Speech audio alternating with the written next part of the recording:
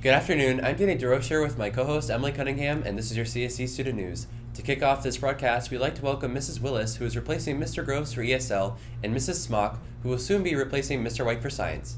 Speaking of Mr. White, we went around the school earlier this week to gauge how people felt about his absence. What's your take on Mr. White leaving? Well, it's pretty sad because I had him since I was a freshman, but good luck to him and his life. So, How do you feel about Mr. White leaving? I felt really upset because he was a really good teacher. Like, he inspired a lot of us to do certain things and taught us a lot. What's your opinion on Mr. White leaving? Well, very emotional because he was a really good teacher and he taught us all very nice. It was very easy to understand in the class, but good luck to him and hope the best goes for him. He left?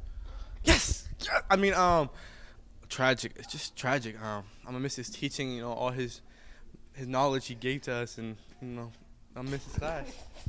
Tyler, I feel like you would be the most affected over Mr. White leaving. How do you feel? I don't know. It's kind of weird not having him as a teacher here. Why not? I don't know, because I had him my freshman year, and now that he's not here, I usually would go and sit in his classroom in the morning. Now I can't do that. Would you say he was like a father figure to you? He was a father figure.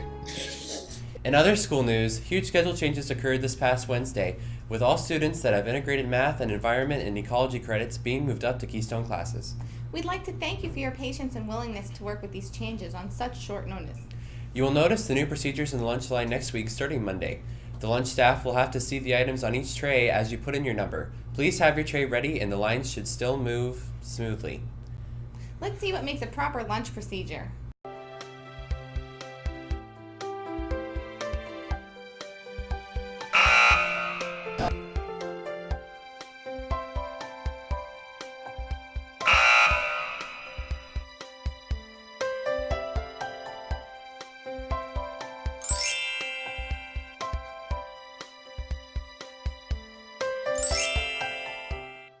You all know the election is around the corner. Well, let's check in with Zach Beeman with your election coverage.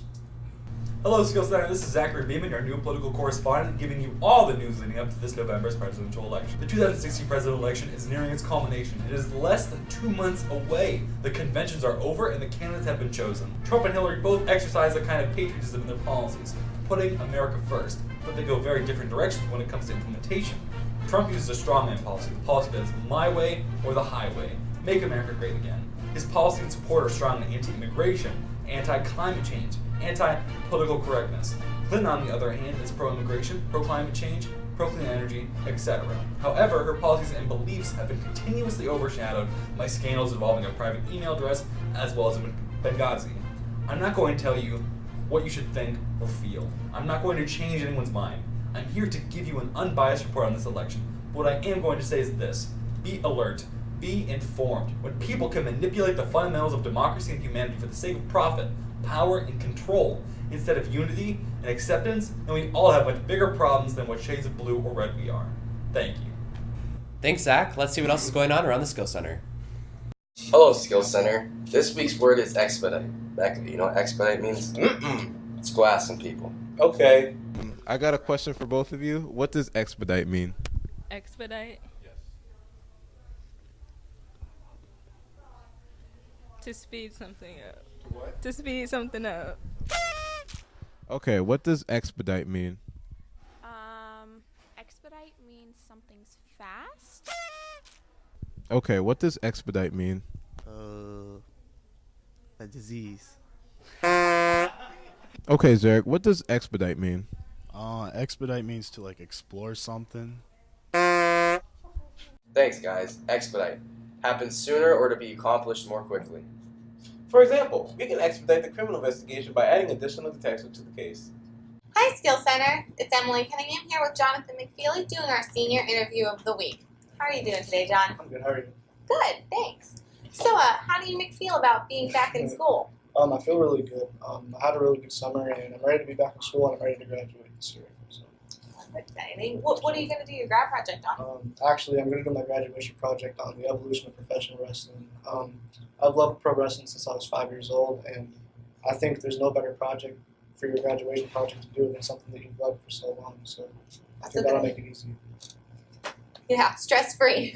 Well, what are you going to remember about high school? Probably the connections that I've made with the staff members and my friends that I've made here.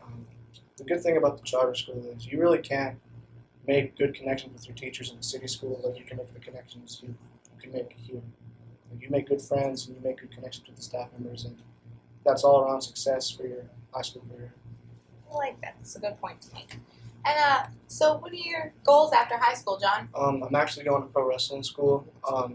Like I said in the previous question, I've been a big fan of pro wrestling since I was 5 years old, and I really can't see myself doing anything else. Honestly, I would rather do something that I want to do than go to college and waste the money and do something that I don't want to do.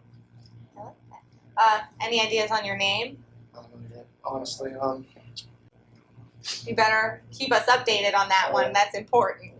Thanks for tuning in today, and we'll see you later. Hi, I'm Anthony Fabrizio, and this is your Week in History. Sunday marked the 15th anniversary of the 9/11 terrorist attacks. The September 11, 2001 attacks killed 2,977 people. The attackers were terrorists from Saudi Arabia and several other Arab nations. The terror began at 8:45 a.m. when the first of two planes crashed into the Twin Towers at the World Trade Center.